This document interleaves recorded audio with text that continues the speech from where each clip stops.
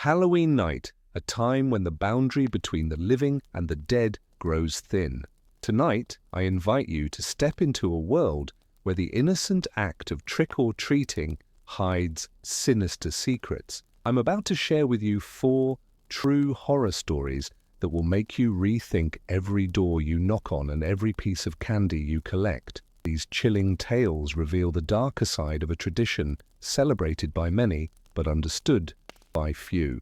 Prepare to shiver as you hear about the encounters that turn a fun-filled evening into a night of terror, where laughter is replaced by screams and the shadows seem to whisper warnings.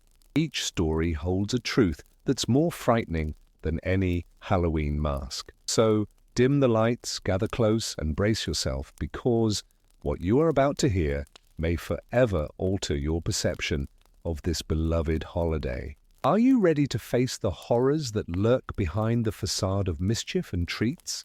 Let's dive into these haunting tales, and remember, some tricks come with a terrifying cost. I remember that autumn evening as if it were yesterday, the air thick with the scent of decaying leaves and the distant laughter of children playing. I was 12, and Halloween was my favorite time of year.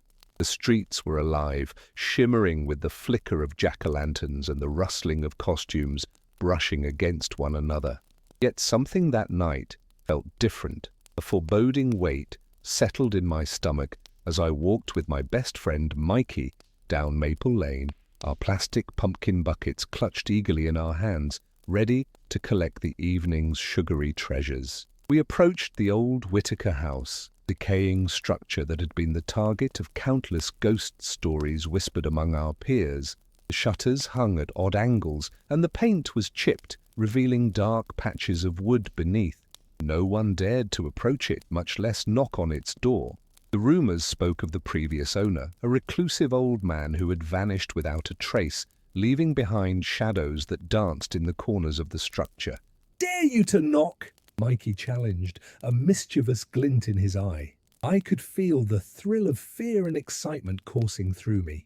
The house loomed over us, a monolith of dread and curiosity. "I'll do it if you do it," I replied, fueled by the bravado of youth. With our hearts pounding like drums, we stepped onto the creaky porch, the boards groaning under our weight. I raised my fist, hesitating just inches from the door, my mind swirling with all the horror stories I had ever heard. But the laughter of the children faded, and for a long moment nothing existed but the heavy silence of the night. Finally I knocked. 3 sharp raps echoed into the darkness. At first, nothing happened.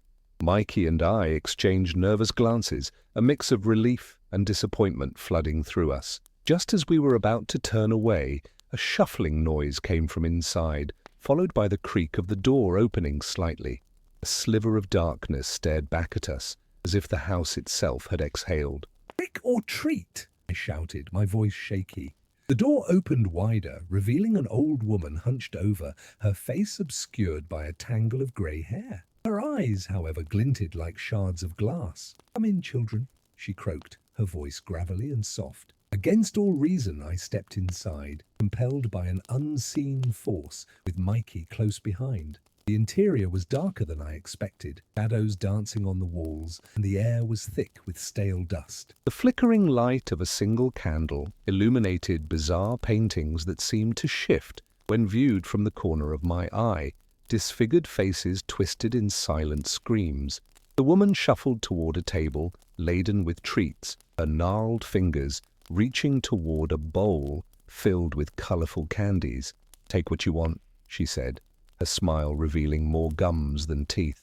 As we grabbed handfuls of sweets, I couldn't shake the feeling that something was off. A chill enveloped me, a creeping dread that seeped into my bones. Mikey, oblivious, eagerly stuffed his pockets as the old woman continued to watch us with those predatory eyes. I turned to leave, but the door slammed shut, trapping us inside. The sound echoed like thunder, and the old woman's laughter filled the room, a high-pitched cackle that reverberated through my skull. "Now you've come to play a game," she said, her voice dripping with malice. "What do you mean?" I stammered, panic rising in my throat. She leaned closer, her breath a foul mixture of decay, and something far worse. Each candy you took holds a piece of your soul. You'll find out what happens when the clock strikes midnight." Mikey turned pale, his eyes wide with fear. "What are you talking about?" The old woman merely smiled, a cold, knowing smile that sent shivers down my spine. The candles flickered violently, casting grotesque shadows that twisted into nightmarish shapes. The room seemed to pulse with energy, the air thickening like molasses. "Choose wisely," she whispered, "for the night is long and the unknown awaits." Suddenly, the walls began to close in, the paintings morphing into faces that screamed in agony.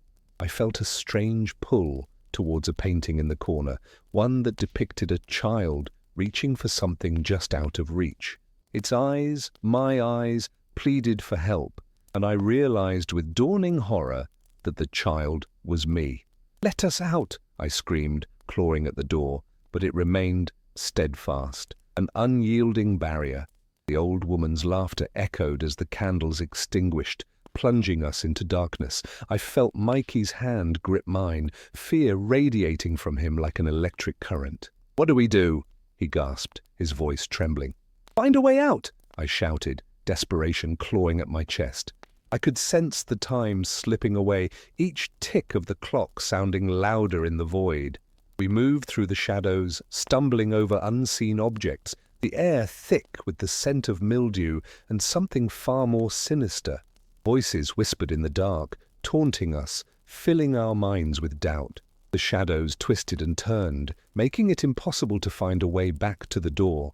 And then I saw it, a small glimmer of light in the far corner, a faint glow that beckoned us forward. "This way," I urged, dragging Mikey behind me. We sprinted toward the light, hoping against hope that it led to freedom. Just as we reached it, the floor beneath us gave way, and we tumbled into a hidden chamber below. The air was suffocating, thick with despair, and the walls were adorned with grotesque murals depicting the fates of previous visitors. "Help!" Mikey cried, but his voice was swallowed by the darkness. I turned to him, determination burning in my chest. "We have to keep moving." We crawled through the chamber, desperately searching for an escape. The old woman's laughter echoed in the distance, a haunting reminder of our predicament. The walls seemed to close in on us, and I felt the very essence of fear wrap around my heart like a vice. Finally, we found a narrow passageway leading upward. I pushed Mikey ahead of me, and we scrambled up, gasping for breath. The light grew brighter as we emerged into a small room filled with remnants of the past, old toys, faded photographs, and a mirror that reflected our terrified faces. Suddenly the old woman appeared before us, blocking the exit. "Did you think you could escape so easily?" she cackled, her eyes gleaming with malevolence. In that moment, I remembered the candies. "You took our souls," I shouted, fury igniting within me. "No," she hissed. "You gave them willingly. Trick or treat, my dears."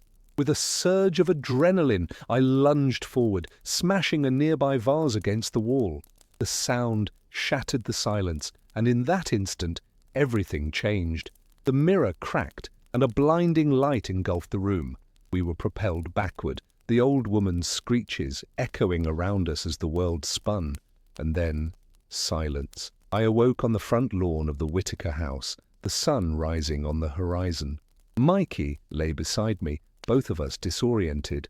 We scrambled to our feet, glancing around for any sign of the nightmare we had just escaped. The house stood dormant, the door ajar, inviting yet ominous. I looked at Mikey, and we shared the unspoken realization that whatever had happened inside, the darkness would always linger, hidden beneath the mundane facade of Halloween night. As we walked home, each step felt heavy with the knowledge that we had danced with darkness and narrowly escaped. But deep down, I couldn't shake the feeling that the candies we had taken were still with us, whispering secrets of the night, reminding us of the price we had paid for a single moment of reckless bravery. I remember the last Halloween like it was yesterday.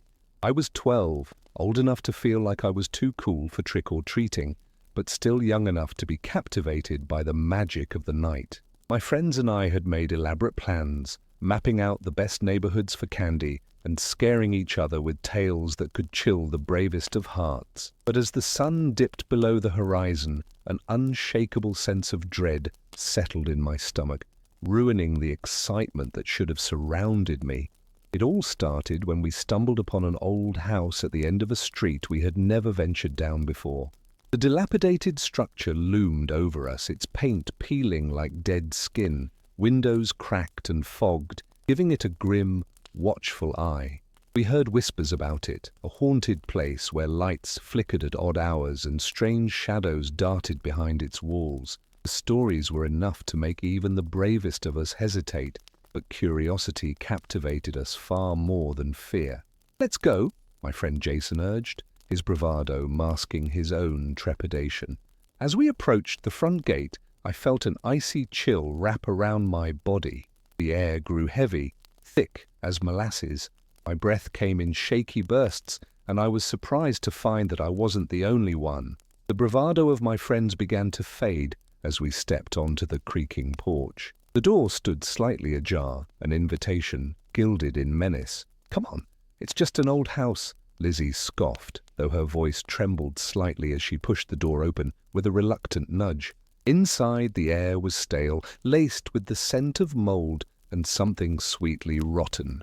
Dim light from a single, flickering bulb barely illuminated the entryway. The walls were adorned with yellowed wallpaper that peeled away like the skin of a rotting fruit. I could see cobwebs stretching across the corners, thick enough to trap even the bravest of spiders. My heart raced as I suppressed the urge to turn back, but an unspeakable magnetism pulled me deeper into the darkened corridors. We gathered our courage and moved further inside, whispering nervously among ourselves. The house was eerily silent, save for the occasional creaking of the floorboards underfoot. Each step felt like an intrusion. Every echo of our voices felt like a provocation. "Maybe we shouldn't be here," I murmured, but my warning fell on deaf ears as Jason led the way to the living room. The room was a chaotic mess. Furniture lay strewn about like the aftermath of a violent storm. Dust motes danced in the slivers of light that managed to break in through the grimy windows. A ghastly portrait hung on the wall, the figure in it watching us with hollow eyes. "Look at this!" Jason shouted, moving toward a large, cracked mirror leaning against the wall. I felt a shiver run down my spine. In that moment, I could almost see a figure behind him, fleeting and indistinct. I blinked, and it was gone. "Come on, don't be such a coward," Jason laughed. But there was an edge of nervousness to it. He knocked on the mirror, and it reverberated with a hollow sound, sending a jolt of unease through me. Suddenly, a loud crash echoed from the kitchen, causing us all to jump. Lizzie screamed, and I felt my heart race in my chest. "What was that?" she shrieked, her eyes wide with terror. "Let's check it out," Jason said, his voice waving. As we approached the kitchen, the air grew heavier, thick with anticipation. There, on the floor, lay broken porcelain shards that had once been a delicate dish, but something else caught my eye. A long, dark smear trailing from the shards to the back door, leading outside. "Did one of you knock it over?" I asked, but no one answered. My stomach churned as we hesitated, the chill of the night creeping into the house. "Let's get out of here," Lizzie whispered, her voice trembling. But before we could retreat, a chill swept through the room, and the kitchen light flickered violently. We all turned, and that's when we saw it. A shadowy figure standing at the back door, its features obscured, but its presence unmistakably sinister. "Run!" Jason shouted, and we bolted back through the hallway, desperate to escape the tight grip of fear closing around us. We burst out of the front door, adrenaline coursing through our veins, and sprinted down the path, not daring to look back. The house behind us felt alive, as if it was breathing, waiting for our return. We didn't stop until we reached the streetlights, where the warm glow felt like a shield against the night. Breathless, we huddled together, trying to process what had just happened. "What the hell was that?" Lizzie gasped. "I don't know, but we need to tell someone," I said. But Jason shook his head. "No one will believe us. It's just an old house," he insisted. But even as he spoke, I could see the flicker of doubt in his eyes. The night wore on, but the unease lingered like a spectre, casting a long shadow over our Halloween. We continued trick-or-treating, but nothing felt right.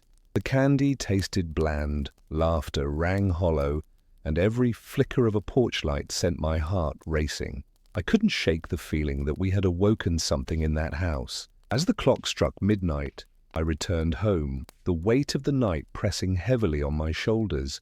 I lay in bed, staring at the ceiling, replaying every moment in my mind. I thought I'd found some comfort in the familiar darkness of my room, but sleep evaded me. The following day was Halloween again, and the stories began to spread in school. Kids whispered about the haunted house at the end of the street, and it became a dare, a challenge to spend the night inside. Jason and Lizzie tried to dismiss it, but I could see the fear in their eyes. They were just as haunted by the memory as I was. As the following Halloween approached, curiosity gnawed at me again. I felt drawn back to that house, compelled by a need to confront whatever we had encountered. The sense of danger was intoxicating, and despite my fears, I couldn't resist the call. On Halloween night, I found myself standing in front of that house once more, the air thick with anticipation. I took a deep breath and stepped onto the creaking porch, ready to face the shadows and whatever lay beyond. The doors swung open, and as I crossed the threshold, the familiar chill wrapped around me, whispering secrets long buried. In that moment, I knew I would never be the same. The house was waiting, and I was about to uncover the truths that lurked in the darkness, truths that may very well consume me whole.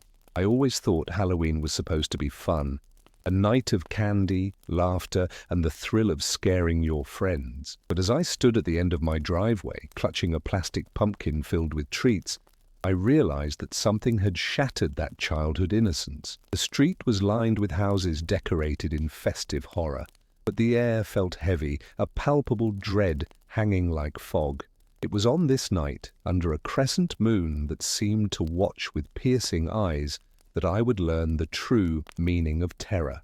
"Where's Evan?" I called out, scanning the street for my little brother. He had insisted on wearing that ridiculous vampire costume he'd picked out weeks before. He was just here, probably off with his friends. My dad shrugged, his gaze unfocused, as he sipped from a cup of steaming cider. "You know how he is?" I chuckled, but a knot tightened in my stomach. Evan was an energetic 10-year-old, always ready for adventure. Yet a creeping sensation whispered that something wasn't right. I glanced down the street, where shadows lurked in the corners of the houses, stretching longer with every tick of the clock. A distant scream shattered the night. It was a shrill sound, not one of joy, but a cry of sheer terror. A chill raced down my spine as I turned, instinctively reaching for my phone. But the screen was cracked, flickering ominously in the darkness. I cursed under my breath, the sense of unease now an all-consuming fear. "Dad, I'm gonna go find Evan," I said, my voice steadier than I felt. He barely acknowledged me, lost in whatever thoughts haunted him. I stepped off the driveway and ventured into the shadows of the neighborhood. The streetlights flickered overhead, casting eerie shadows that danced like phantoms. I called out for Evan, my voice growing more frantic with each unanswered shout. As I turned the corner onto Maple Street, the atmosphere thickened. It was quiet, almost too quiet, unlike the festive spirit that usually filled Halloween. Then I saw it. A group of kids in costumes standing motionless in front of an old, abandoned house at the end of the block. Their laughter had turned to silence, and an unsettling energy surrounded them. The house, once a vibrant shade of yellow, now stood decrepit, its windows shattered, revealing nothing but darkness within. "Hey, what are you all doing?" I shouted as I approached. The kids turned slowly, their faces obscured by masks and makeup. I felt an unsettling recognition in their eyes, something ancient and knowing that sent shivers through me. "We're waiting for him," one of the kids whispered, her voice barely audible against the breeze. "Waiting for who?" I pressed, instinctively stepping back. "The one who comes for lost souls," another boy replied, his eyes gleaming with an unnatural light. "Evan!" I shouted, panic rising. "Have you seen my brother?" They shook their heads, their smiles unsettling. He's already gone. The night is his now. My heart raced as I stumbled backward. What do you mean? You're just messing with me. But their laughter echoed hollowly, the sound piercing through the air and chilling me to the bone. I turned, ready to run, but the street felt like a maze of shadows closing in around me. I dashed down the road, the laughter of the children trailing behind me like the whispers of ghosts. Each house loomed larger, the doors and windows appearing like dark mouths ready to swallow me whole. I could feel the creeping sensation of something watching me, lurking just out of sight. I rounded another corner, desperately seeking a familiar face, but the neighborhood felt like an unfamiliar nightmare. Suddenly I spotted Evan's costume on the ground, the black cape and plastic fangs lying in a heap. My heart sank. I rushed to it, my mind racing with horror. "Evan!" I screamed, my voice cracking with fear. As I knelt to pick it up, a low growl resonated from behind me. I froze, the hairs on the back of my neck standing up. Slowly I turned around. There, emerging from the shadows of a towering oak tree, was a figure clad in a tattered cloak, face obscured by darkness. "Your brother is not what you think," it rasped, the voice echoing like a distant storm. "He has embraced the night." "What do you mean?" I demanded, backing away. "Let him go!" The figure stepped closer, revealing a glinting smile that sent waves of terror coursing through me. "He is one of us now, forever lost to the allure of this night. Do you wish to join him?" I bolted, the sound of my heartbeat drowning out the whispers of the night. I ran past houses, through the darkness, not knowing where I was headed, only that I had to put distance between myself and the creature. But the streets twisted and turned like a labyrinth, each corner leading me deeper into the heart of the nightmare. The laughter of children rang in my ears, warped and sinister, accompanying the echoes of my brother's voice, calling me from some faraway place. Finally, I stumbled into the park, its playground empty and haunted under the ethereal glow of the moon.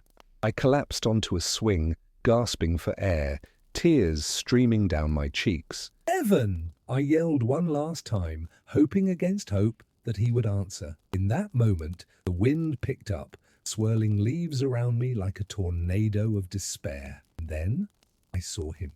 Evan stood at the edge of the park, his vampire costume gleaming under the moonlight. He looked different, his smile unnaturally wide, and there was something empty in his eyes. "Help me!" I cried, reaching out. "Evan, please!"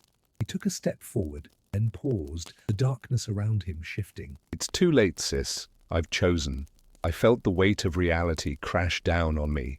The children's laughter echoed once more, and I knew then what had happened.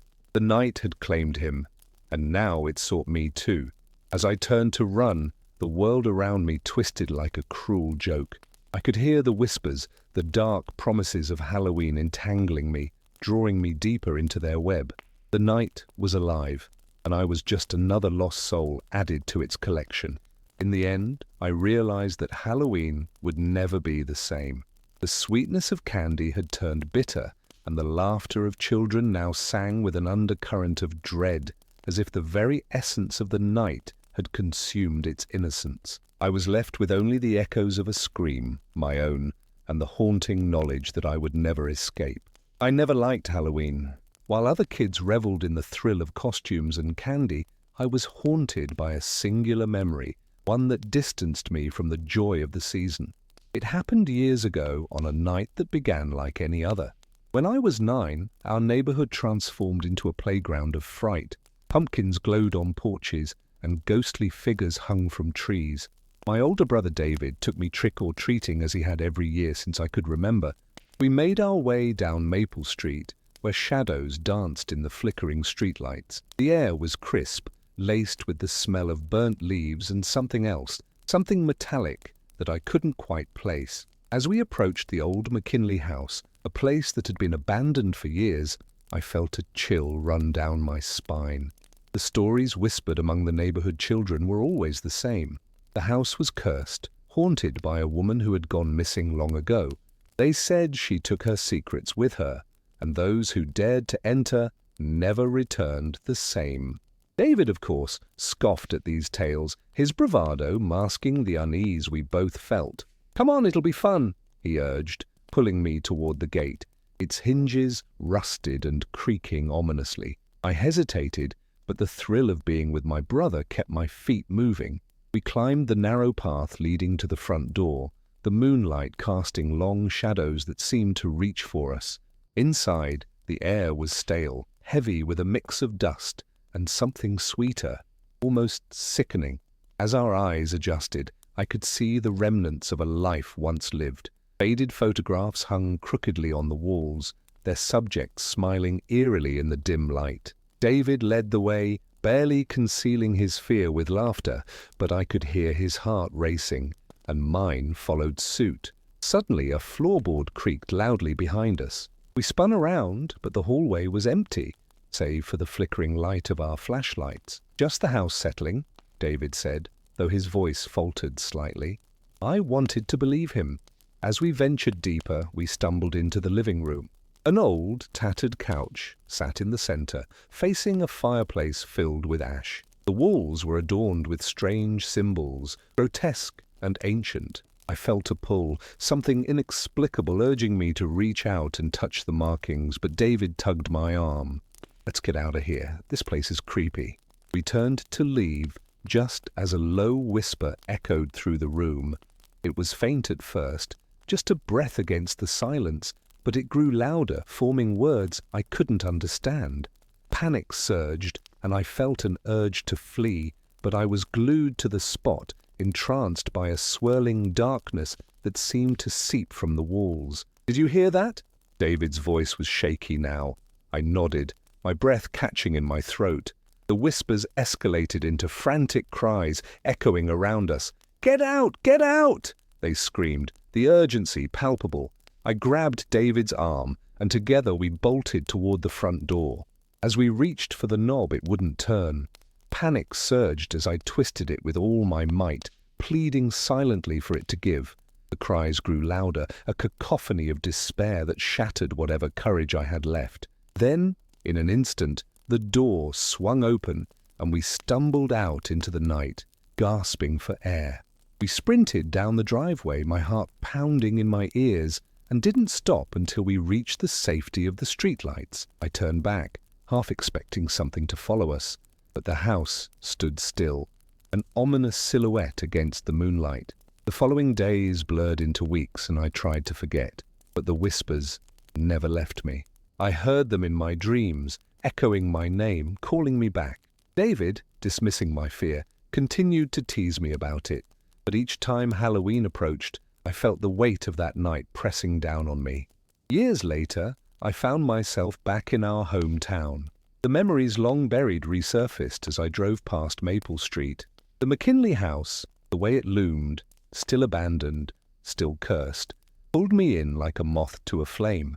I parked the car, my heart racing as I stepped onto familiar ground.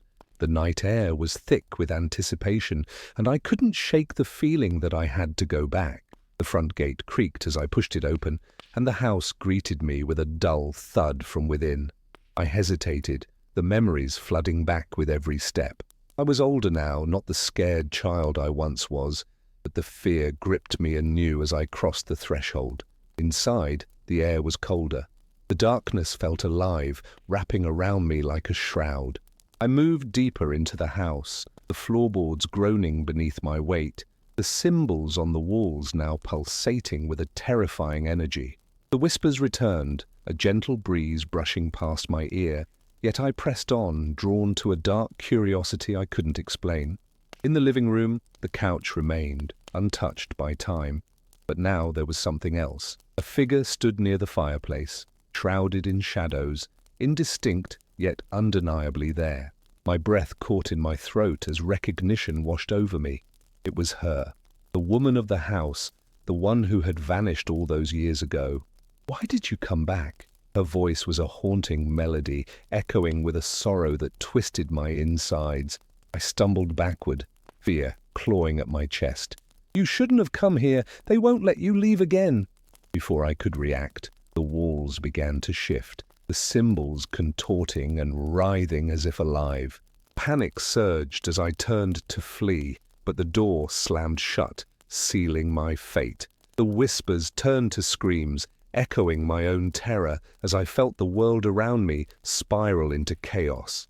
I was trapped, ensnared by the very darkness I sought to confront. The last thing I remember was the cold grip of unseen hands pulling me into the abyss, the screams of the damned ringing in my ears. This Halloween, every child on Maple Street would hear the stories about the haunted house, but they would never know the truth, that some tricks come with a heavy price and some treats are meant to trap. Did that give you chills? I'd love to hear your own spooky stories in the comments below. They always keep me up at night. If you enjoyed this eerie adventure, don't forget to give us a like and subscribe for more spine-tingling tales. Until next time, stay brave and maybe keep the lights on.